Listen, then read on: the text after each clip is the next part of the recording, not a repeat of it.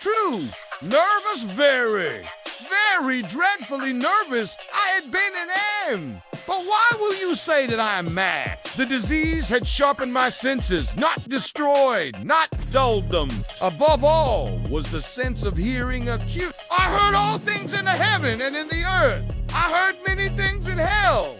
How then am I mad? Hearken and observe how healthily, how calmly I can tell you the whole story. It is impossible to tell how first the idea entered my brain. But once conceived, it haunted me day and night. Object there was none. Passion there was none. I loved it. I think it was his eye. One of his eyes resembled that of her whenever it fell upon me.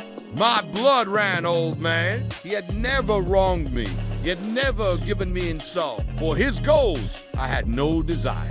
Vulture, a pale blue eye with a film over it, cold. And so, by degrees, very gradually, I made up my mind to take the life of the old man, and thus rid myself of the eye forever. You fancy me mad. Madmen know nothing, but you should now. This is the point. Have seen me? You should have seen how wisely I proceeded, with what caution, with what foresight, with what dissimulation I went to work. I was never kinder to the old man than during the whole week before I killed him. And every night, about midnight, I turned the latch of his door and opened it. Oh! So I moved it slowly, very gently. And then, when I had made an opening sufficient for my head, I put in a dark old lantern, all closed, so that no light shone out. And then I thrust in my head. You would have laughed to see how cunningly I thrust it in. And this I did for 7 long nights, every night, just at midnight. But I found her very slowly, so that I might not disturb the old man's sleep. It took me an hour to place my whole head within the opening so far that I could see him as he lay upon his bed. Ha! Would a madman have been so wise as this? And then, when my head was well in the room, I undid the lantern cautiously. So cautiously, I undid it just so much that a single thin ray fell upon the vulture eye. I always closed, and so it was impossible to do the work, for it was not the old man who vexed me, but his evil eye.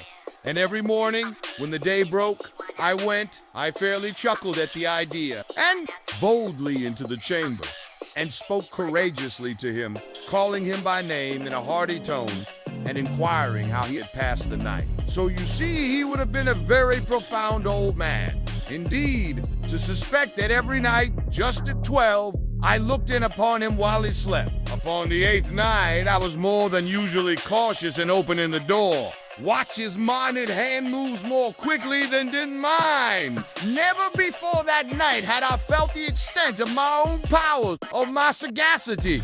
I could scarcely contain my feelings of triumph to think that there I was, opening the door little by little, and he not even to dream of my secret deeds or thoughts. He was still sitting up in the bed listening. Perhaps he heard me, for he moved on the bed suddenly, as if startled. Now, you may think that I drew back, but no. His room was as black as pitch, with the thick darkness many a night. And so I knew that he could not see the opening of the door, and I kept pushing it on, steadily.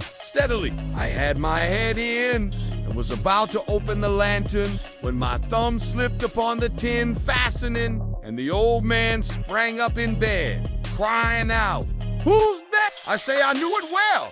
I kept quite still and said nothing. For a whole hour I did not move a muscle, and in all in vain, because death, in approaching the meantime, I did not hear him lie down. And it, just as I have done, night after night, hearkening to the death watches in the wall. Presently I heard a slight groan, and I knew it was the groan of mortal terror. Not a groan of pain or grief.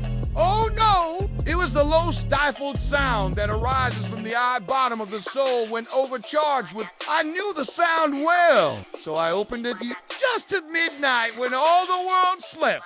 It has welled up from my own bosom, deepening with its dreadful echo. The terrors that distracted me knew what the old man felt and pitied him. Although I chuckled at heart, I knew that he had been lying awake ever since the first slight noise when he had turned into bed. His fears had been ever since growing upon. He had been trying to fancy. Now, I say, there came to my ears a low, dull, quick sound, them causeless, but could not. He had been saying to himself, "It is nothing but the wind in the chimney. It is only a mouse crossing the floor. Or it is merely a cricket which has made a single chirp." Yes, he had been trying to comfort himself with these. It was, but he had found all in vain.